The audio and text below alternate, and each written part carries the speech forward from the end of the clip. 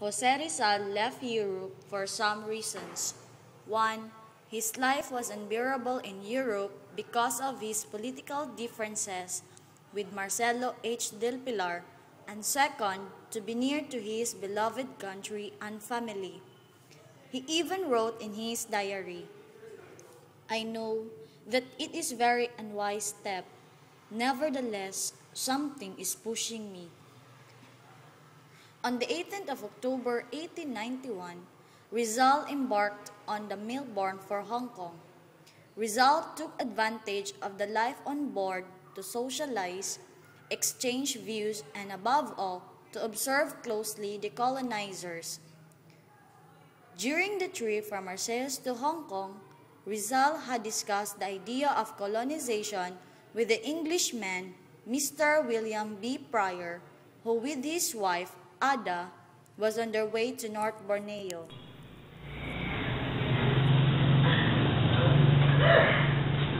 Rizal, we have to go somewhere. Rizal, sure. Next meeting, Rizal.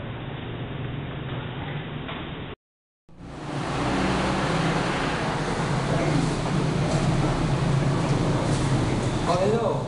May I join you? Sure, you must be. Oh, I'm Rizal. Pleased to meet you. I'm William Pryor and this is my wife, Ada Pryor. We are both Englishmen and we are on our way to North Borneo. North Borneo. It may sound interesting. It is not rude to ask you. What do you think about the political status of North Borneo right at the moment? There is one part of Borneo not led by Englishmen, which is independent of England, but being not a control there because the status of the I was attracted to the state of North Borneo. Would it be possible if Filipino people can ship the people? It suggested to Rizal's quick mind the bold but quite feasible idea of moving the dispossessed families of Calamba, his own family included, to a new life in North Borneo, where they would be free of Spanish and church tyranny. Meanwhile, when the SS Melbourne arrived at Singapore, Rizal bid goodbye to Mr. and Mrs. Pryor, who proceeded to Sandakan, the small port of British North Borneo. As the goodbyes were said, the matter of the possible establishment of the colony was left pending. The Melbourne, after a violently rough crossing of the South China Sea, brought him to Hong Kong on November 19, 1891. Hong Kong's climate is warm. In the summer, the temperature reaches 35 degrees, a reading that is quite ordinary for Filipinos.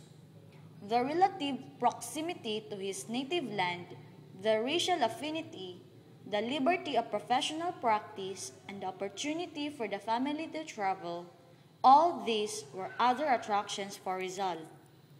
Jose Maria Basa had prepared a room for him in a lodging house at the bottom of Dowdall Street, in the heart of downtown Victoria. However, the atmosphere of the place was not to Rizal's liking. But after some time, when he had established a steady clientele, he moved to a first-floor space with a more decent neighborhood. When the Spanish authorities in Manila knew that Rizal was returning to the east, it was decided to remove the deportees, Pasiano and his brother-in-laws, to Zulu Islands. While on their way, because of a highly organized and well-executed plan, all of them escaped. On the 6th of December, the father of Rizal, his brother Pasiano, and his brother-in-law Silvestre Obaldo, who evaded deportation to Mindoro, arrived in Hong Kong, but their mother could not do the same. Now aged 64 and almost completely blind, she had been made to walk the hallway. The civil governor then ordered her immediate release upon seeing her state. Later on, she was permitted to leave the country. Shortly before Christmas, accompanied by her daughters, Lucia, Josefa, and Trinidad, she reached Hong Kong. Shortly after the end of the year, Rizal received a visitor, an Augustinian friar whom he did not know. Rizal received him well. He stayed for a couple of hours, asking many questions and engaging Rizal in a long discussion. Meanwhile, the family of Rizal was very happy. Jose earned good money, and Pasiano found a little house for them from which they could enjoy the panoramic view of the bay. The Rizal family in Radnacela Terrace, from which, according to Jose, his father contemplated the sea and watched the boats. From Paris came the news of the creation of a revolutionary organization called Katipunan. Concurrently, Rizal, on his account, founded a nationwide society to be called La Liga Filipina.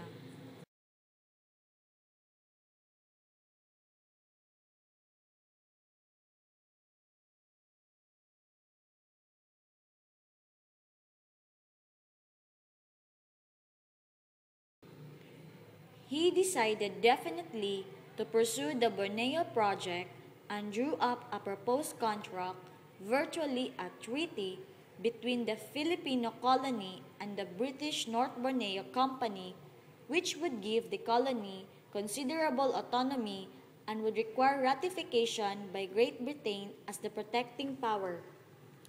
On the strength of this invitation, Rizal decided to go to Sandakan, but before he did that, he wrote a letter to the newly replaced, more liberal Governor General Eulogio Despujol, who began his governorship by announcing a high-sounding program of reforms. Rizal believed that somehow he must return in the Philippines sooner, whatever the views of his family, friends, and of the propaganda. He saw this as an opportunity to start with. On 23rd of December 1891, he wrote a personal letter to Despujol in which he said in part, "For good or ill, men have placed me at the head of the Philippine progressive movement, and have attributed to me a certain influence in their aspirations. If your Excellency thinks that my lowly services could be used to him in pointing out to him the country's ills and aiding him to cauterize the wound of recent injustices, he has only to say so. And reposing in his word as a gentleman that my liberties as a citizen will be respected, I will place myself immediately at his command, and your Excellency will then see and judge the loyalty of my conduct and the sincerity of my word. If this offer is rejected, your Excellency will know best what to do, but in the future of my conscience will be clear. I have done all I oath, without ceasing to love my country's good, to persevere for her Spain by means of a solid policy based on justice and community of interest." The letter must have hit Despujol like a dart. It was well written, composed in faultless exposition, but in between the respectful lines, he had referred to the Governor-General's failure to reply his letter, insinuated that the procedure of illegal deportation was unjust and that whoever decreed them carried the burden of responsibility of his conscience. Upon his arrival in Hong Kong, he was notified that the Spanish consul wished to interview him. Despujol had not wanted to answer Rizal's letters in writing for fear of compromising himself, nor to give publicity to the aspirations of the would-be settlers as well as their intention to renounce the Spanish nationality. The consul, through Despujol, cursed his reply, informed Rizal that the Governor-General had received his letter but that he considered the Borneo project anti-patriotic and that he strongly rejected it. He also insinuated to Rizal that it would be wise for him to return to the Philippines But when he asked for the Governor General's assurance of his liberty as a citizen, the consul was evasive. He said nothing to anyone about giving up the Borneo project. If he came out of the Philippines alive, he might wish to pursue it further. In Hong Kong, Rizal's family is happy in spite of the past vicissitudes. Jose Rizal became more radical than before. Due to the events in Calamba, the persecution of his family, and the repression of the Weyler administration.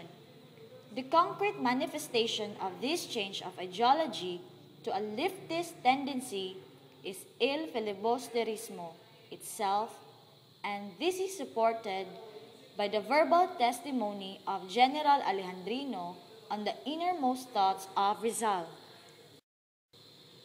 Returning to Hong Kong, we find the family of Rizal installed in a house of Ragnacela Terrace, which Pasiano, with the help of his sisters, had beautified. The neighborhood was middle class, peopled mostly by Portuguese families from Macau, nearby Portuguese colony. Here, Rizal met a good neighbor, Dr. Lorenzo Pereira Marquez, born in Macau, of British nationality, who studied Dublin, Ireland, and subsequently settled in Hong Kong. It so happened that Marquez was keenly interested in migration, having already submitted to the prison authorities a scheme for the migration to North Borneo of Chinese criminals capable of reform. With a joint interest in republicanism, revolutions, and migration, Rizal and Marquez became close friends. Encouraged further by a letter from Ada, the wife of Prior, whom Rizal describes as energetic, authoritarian, and with certain degree of masculinity, on the 13th of January 1892. Rizal ends the letter by saying that if he is granted permission to immigrate, he would go to the Philippines to sell his few properties there and then to thank Dispol personally. His second letter to Dispol, on the face of it simple, is actually very clever. Rizal arrived at North Borneo. Sandakan, still in its early days, was little more than a village, though quietly flourishing one, with its Chinese bazaar and the wooden houses of Europeans rising on the low hills around it. With boats laid on for him by Prior, he visited various possible developments sited and observed the problems of jungle clearance and human settlement. Most important of all in his eyes was to obtain written assurances from the government that there were no inequalities in regard to laws and succession, no compulsory military service or forced labor, no arbitrary fees on such things as machinery, buildings, and boats, and Prior's words,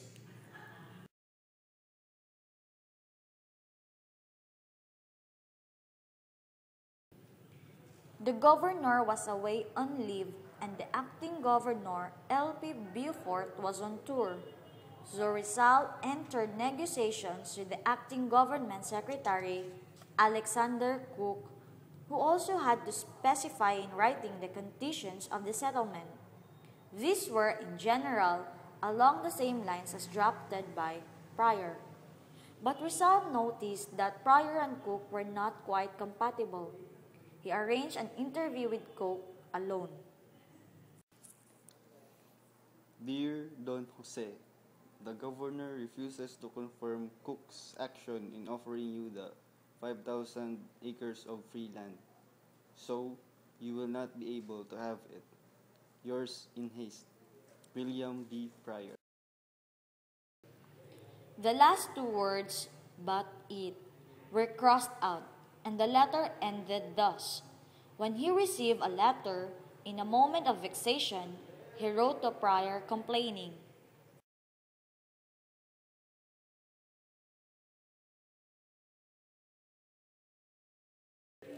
In a friendly and discursive reply, Pryor assured him there were none.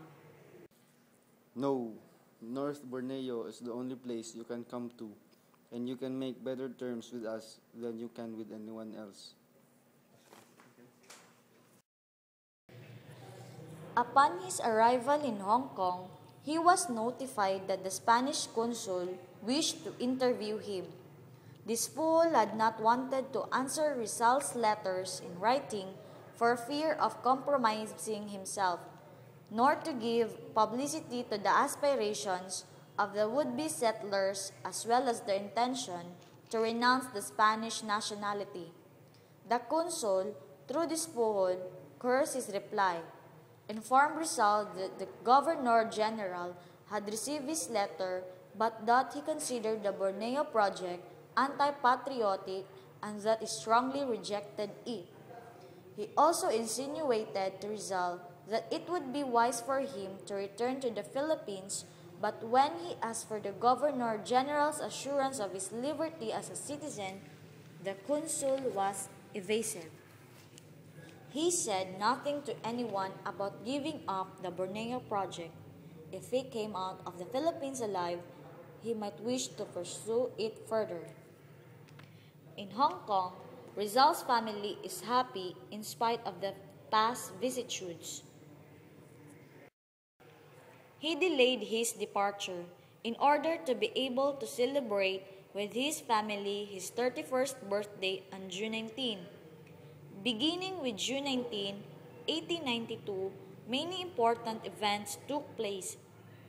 With only 2 or more days of his departure, Rizal wrote a number of letters.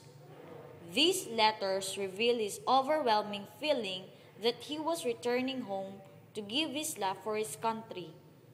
In Hong Kong, he wrote on June 20, 1892, the first letter addressed to his beloved parents and friends. The importance of the letter, as well as the shortness of time, made him decide not to mail it. Instead, he gave the letter to Dr. Lorenzo To my Pereira beloved Marquez, parents, brothers, closed and and sealed for friends, safekeeping, the love with the which I have instruction always that borne upon for his you death is what he impels gave me to it take to this step, the addresses. which whether or not it is wise, only the future can tell. The success of an act is judged according to its consequences. Whether the step ends up favorably or unfavorably, it shall be said that I was dictated by my sense of duty, and if I perish in fulfilling it, it does not matter. I know that I have caused you much suffering, but I am not sorry for what I have done. And if I had to begin all over again, I would do the same thing, because it is my duty. Gladly, I go to expose myself to danger, not to expiate my faults. For up to this point, I do not believe I have committed any, but to crown and to attest with my example what I have always sought. Man should be willing to die for his duty and for his convictions. To this moment, I hold on to all the ideas I have expressed relative to the state and the future of my country, and I shall gladly die for her, and more than that, to obtain justice and peace for you. Gladly, I risk my life in order to save many innocent people, so many nephews and children of friends, and strangers who suffer because of me. What am I? A man alone, almost without a family, quite frustrated in life. I have been disillusionized, and the future that faces me is, and will be, a dark future if it is not illuminated by the light and the dawn of my country. Since there are many persons full of hopes and dreams who will perhaps rejoice at my demise, I hope that my enemies will be satisfied and cease to persecute so many innocent ones. Their hatred for me is, to a certain point, justified, but not with respect to my parents and relatives. If my fate is adverse, then let it be known by all that I shall die happy, in the thought that with my death I have gained for them the end all sorrows. Go back to our country, and may you be happy in your bosom. Up to the last minute of my life, I shall think of you and shall wish you all happiness. To the Filipinos, the step I have taken, or which I am about to take, is without doubt very risky, and needless to say, I have given it much thought. I know that almost everybody is against it, but I also know that very few are conscious of what lies in my heart. I cannot live on knowing that because of me, many are suffering persecution. I cannot live on seeing my brothers and their numerous families persecuted like criminals. I prefer to face death and gladly give my life if only to free so many innocent people from such unjust persecution. I know at this point that the future of my country hinges partly on my actuations. I know that with my death, many will triumph, and therefore, many are wishing for my perdition. But what can we do? I have my duties of conscience. First of all, with the family that suffer with my aged parents, whose sighs reach my innermost heart. I know that I alone can make them happy, even with my death, in order that they may return to their native land and to the peace of their homes. I have no one but my parent, but my country has many more sons who can take my place and who are now taking my place to advantage. Furthermore, I want to show those who deny us patriotism that we know how to die for our duties and for our convictions. What matters death if one dies for what one holds dearest, for one's country and for the people one's love? If I were sure that I am the only support of the political situation in the Philippines, if I were sure that the Filipinos would utilize my services, I would hesitate in taking this step. There are some who consider me unnecessary and who think that my services are not needed. Hence, they have rendered me inactive. I have always loved my unfortunate motherland. Whatever be my fate, I shall die blessing her and wishing for the dawn of her redemption. Let these letters be published after my death. Jose Rizal. Your Excellency, this is to inform you that on this mail boat I am returning to my country, first to be at your disposal and secondly to attend to some private matters of mine. Both friends and strangers have tried to dissuade me from taking this step, pointing out the dangers to which I am exposing myself. But I have the confidence in your Excellency's justice, which protects all the Spanish subjects in the Philippines. I have confidence in the justness of my cause, and my conscience is at peace. God and the law shall guard me from pitfalls. For some time now, my aged parents, relatives, friends, as well as persons unknown to me, have been cruelly persecuted because of me, they say. I am therefore offering myself now to answer for all such persecutions, to respond to the charges they have against me, in order to put an end to this matter, so bitter for the innocent and so sad for your government, which is desirous to be known for its justice. In view of the silence which your Excellency has kept with respect to my previous letters, a silence which can only be attributed to the great gap between your very elevated position and that of my humble self, I do not know if your Excellency would deem it proper that I present myself without being called. I shall therefore wait in one of the hotels in Manila, possibly the Hotel Oriente, just in case your Excellency wants something of me, and to await your orders. After 2 days, and if your Excellency has no objection, I shall feel free to attend to my personal affairs, with the conviction that I have complied with my duties towards the government and to my countrymen.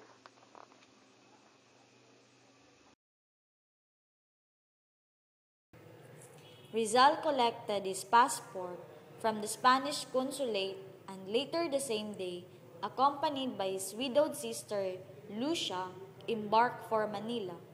When the Spanish consul was informed that the ship had sailed with Rizal safely aboard, he enabled to the Governor-General, "The rat is in the trap." He arrived in Manila at noon on June 26, 1892. There, the Carabineers, headed by a commandant, a captain, and a lieutenant of the Guardia Civil Veterana, and a surgeon in civilian clothes were there. It can be affirmed that the big representation of the police force had come to receive a dangerous man. In the afternoon at 4, Rizal proceeded to Malacañang Palace, residence of Governor General Julio Despul A. Dusay, Count of Casp since 1883, and Lieutenant General of the Spanish Army.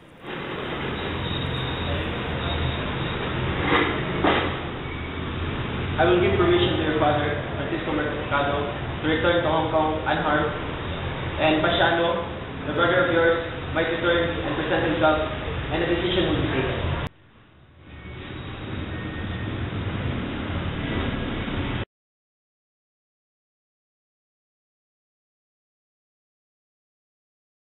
I do have liberal policies, but I am extremely unpopular with the friars. That you are treated like an authority. That's the big threat. Be the friar, you're still present in your question. I bet they're working hard in Madrid to secure my removal in this office, but I couldn't ignore the friars. Still, I don't intend making up my mind because of you. Before I forget, do you have plans of returning to Hong Kong? Yes, I do. About the Borneo project. Visit me again tomorrow.